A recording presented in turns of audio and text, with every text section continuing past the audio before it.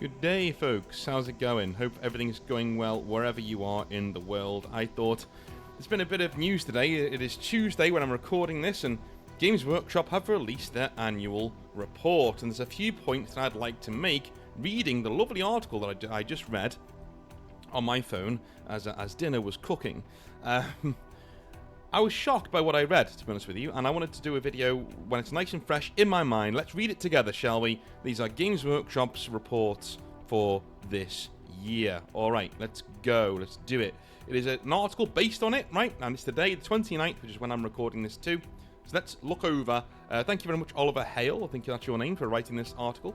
Let's move on, shall we, with Games Workshop PLC shares neared an all-time high in early trading on Tuesday after the Tabletop Gaming Group reported stronger annual profit growth than expected. Now, this will break down in a few ways.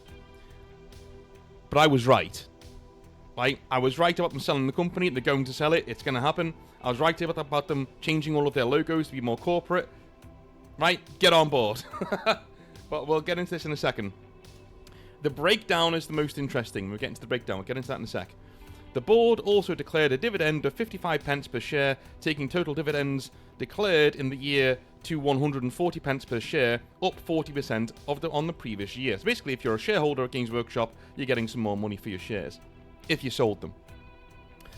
Profit before tax increased 29.5% to 262.8 million, well above previous guidance of £255 million.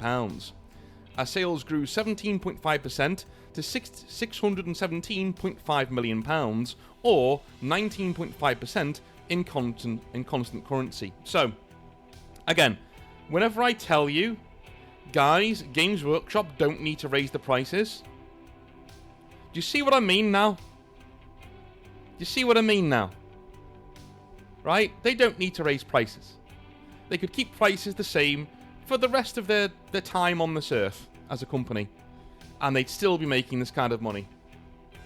Okay? It's not necessity, it's greed. The price increases are greed, pure and simple. Pure and simple. They're making a pre-tax profit of £262.8 million. Profit. That's in the green. After they paid for everything, that's what they're getting. Now here's the point where they break it down, okay? Licensing revenue grew 69.4% to £52.5 million, of which 81% is from PC and console game licenses. Mostly, I'm going to guess, from Warhammer Total War, Darktide, and Space Marine 2, right? Okay, so £52 million, 262 minus 52, you're talking, call it 210 million, right? So without the video games, without the licensing, 210 million is what you're getting in profits, right? So they're still well in profit, but it's not a growth, right? Do you know what I'm saying? Without the licensing revenue, they're not in growth. Now, that's the one thing I really wanted to drill down on. This is what I've said they're going to do for aeons now, right? For at least a year. Not aeons, at least a year. I've said this. Games Workshop are shifting their entire business model to be about licensing their IPs rather than selling models. And as you can see, it's paying off. It's paying off. It grew 70% almost over the last year, that part of the business. And if it didn't grow by that much, they would have been making not a loss, but they would have been making a lot less in terms of growth, right? In fact, what was it? 19.7%. Sales grew 17.5%, which is great, you know? Their net profit increased 30%, okay? But that 30% is around about, quite neatly, this, right? Their sales grew, their profit before tax grew by 30%. Which is basically the £52.5 million that was brought in by their licensing revenue. I.e., without that £52.5 million, their profits wouldn't have gone up. They would have gone down. Exactly what I've said all along. I've said all along that if Games Workshop don't shift their priorities, their profits, well, they'll still be in the green. They'll never not be in the green. The Games Workshop, right? They're never going to be in the red, right? Okay? The Warhammer brand's too powerful. They're never going to be in the red. But they will be less in the green. And if your company isn't making as much this year as it did last year, you're losing money. In terms of any business person will tell you, you're shrinking as a company if that happens. You may still be in the green, but you're still shrinking. Without this £52.5 million brought in from their licensing agreements, i.e. Amazon as well, they're in here too.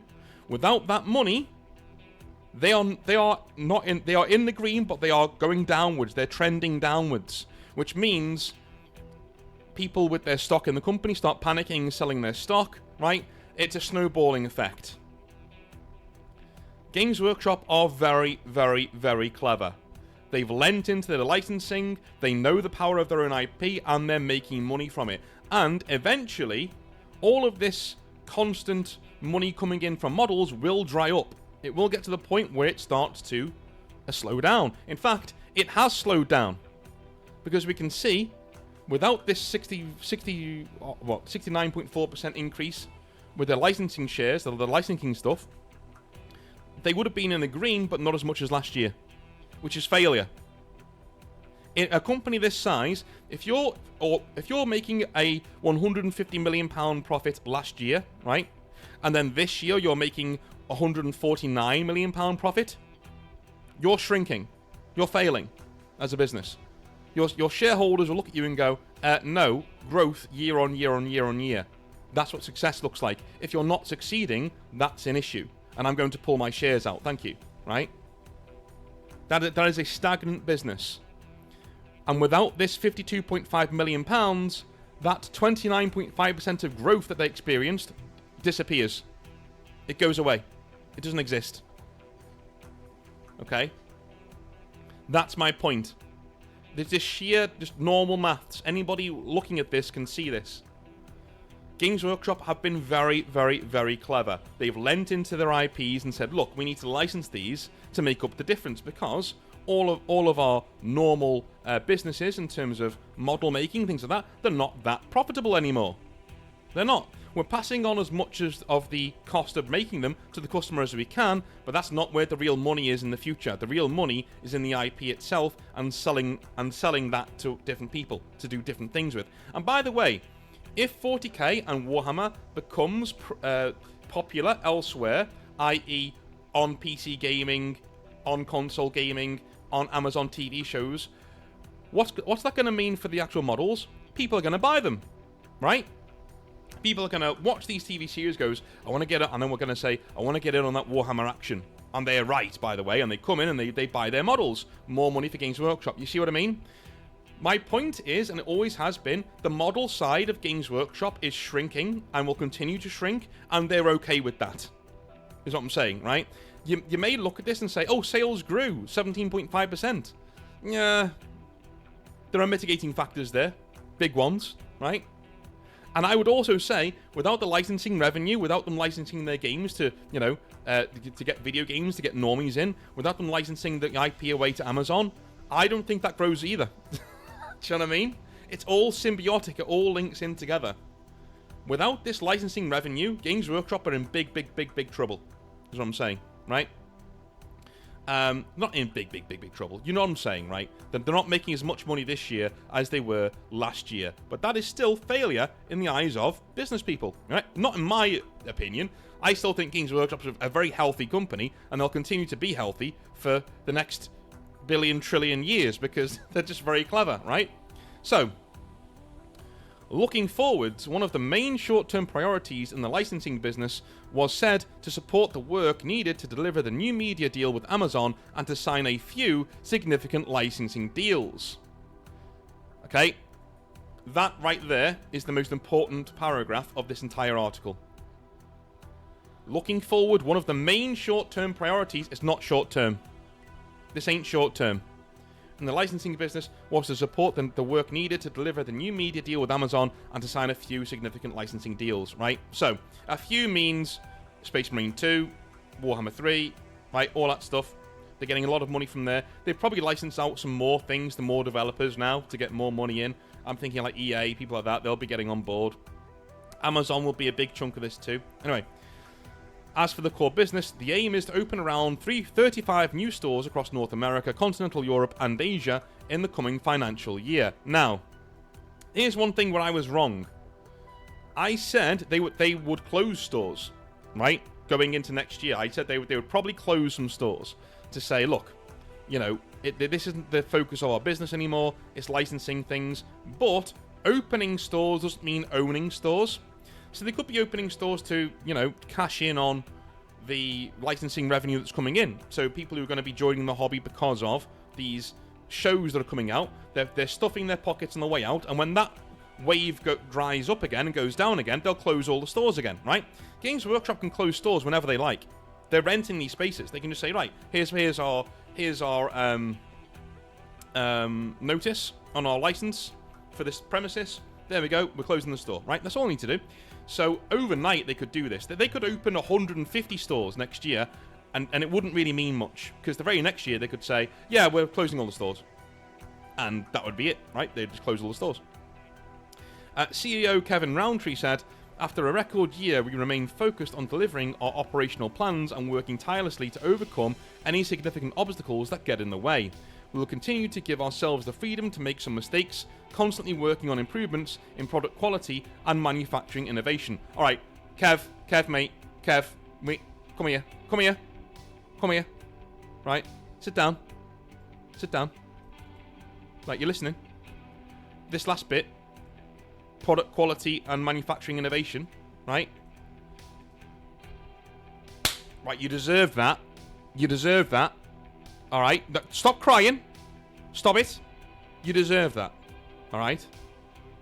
Product quality and manufacturing innovation. What a load of... Can I swear yet? What a load of fucking bollocks. Right? Stop crying, Kev. I swear to God. Right? You'll get another one. I'll give you something to cry about. Right? Product quality is in the fucking toilet.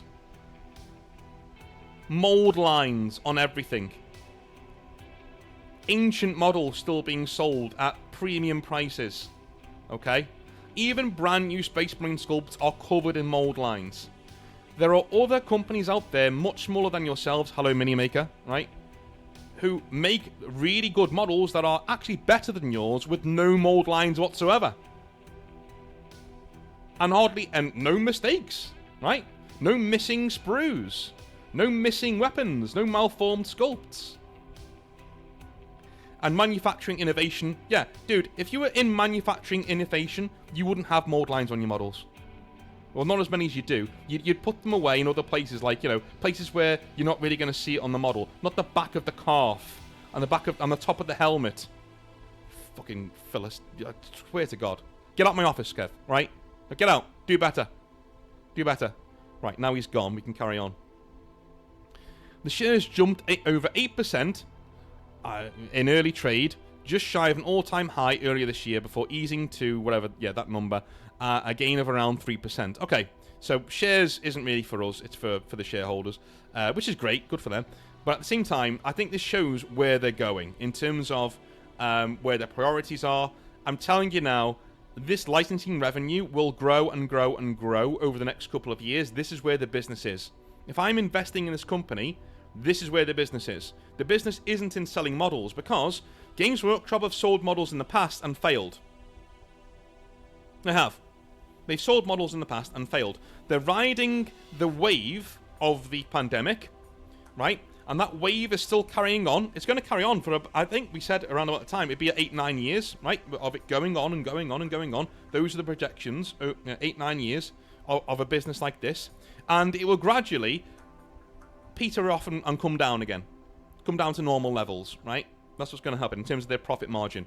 What they're doing is they're leaning into their licensing revenue to inject, almost give that steroids and pump it back up again, right? To its record profit margins, things like that, right? That's where they're going. And they're very clever. They're making the right decision, in my opinion. I've said they're going to do this all along. They are going to up the licensing stuff. They're going to license their IP. And eventually, they don't really want the costs of making all these models. They just want all of the money for, you know, being the license holder. They will license away making the models. That will go somewhere else. With the rise of 3D printing, that's why they're not bothered about it. They're going to get other people to do it for them. They'll pay them a vast amount of money, but they'll still make a ton. Why? Because they're no longer accruing the costs of making the models. I'm telling you, next 5 to 10 years, that's where it's going to go. We'll still get models with Games Workshop on the side of it, that horrible logo on the side of it, on the back of it. But they won't be made by Games Workshop. They'll be made by somebody else, a third-party company. And Games Workshop will go into being an IP management company, where they manage the worlds of 40k and Warhammer the Old World and Age of Sigmar and all these other things, right? They manage those worlds and license them to other people. This is the first big step in that direction. And whilst I was wrong on a few things, as in them opening more stores, not closing them, the closing stores thing was always a radical thing to say. Now that I think about it, right? Always. They were never just going to rip the band-aid off. But 35 new stores is not a lot. Yeah, that's 35 new stores worldwide, by the way. That's not a lot. That's a low amount. That's very low in terms of how many stores are already there. You know, if they were really taking advantage of this and saying, let's go for it, put a 1 in front of that 100, in front of that 35. In my opinion. Do you know what I mean? All that says is we're taking advantage of the wave that's coming with the Amazon deal. And then once that's finished, we're closing these. Simple. We're closing these when it's finished. When all that's done, we're going to close all this stuff. Close it all down, right? That's where I think, in 10 years, I think Games Workshop will be an IP management company. You know, we will still get models with Games Workshop on the back, but they will have another logo on them as well, and that company will be in partnership with Games Workshop making the models, essentially.